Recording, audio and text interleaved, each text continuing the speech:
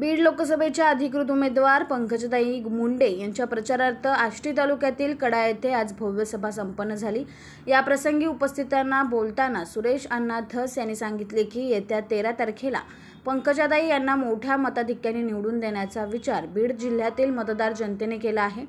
बीड जिल्ह्याचा सर्वांगीण विकास जर करायचा असेल तर पंकजाताई यांच्यासारखे नेतृत्व देशाच्या संसदेत जाणे अतिशय गरजेचे आहे। प्रत्येक घटकातील नागरिकांना सोबत घेऊन पुढे जाण्याचा मानस पंकजाताई यांचा असतो। म्हणूनच सर्व मतदार समाजताईंच्या पाठीमागे भक्कमपणे उभे आहेत। पार पडलेल्या जाहीर सभेस प्रामुख्याने राज्याचे उपमुख्यमंत्री अजितदादा पवार, श्रीमंत छत्रपती उदयनराजे भोसले महाराज, बीड जिल्ह्याचे पालकमंत्री धनंजय मुंडे उपस्थित होते। याबरोबरच बाळासाहेब काका आजबे, भीमराव धोंडे साहेब, रासपचे महादेव जानकर, माजी आमदार आशिष देशमुख, आरपीआयचे प्रदेशाध्यक्ष पप्पूजी कागदे आदींसह सर्व महायुतीतील पक्षांचे जिल्हाध्यक्ष, तालुकाध्यक्ष, प्रमुख पदाधिकारी, मतदारसंघातील कार्यकर्ते व मतदार बंधू भगिनी मोठ्या संख्येने उपस्थित होत्या।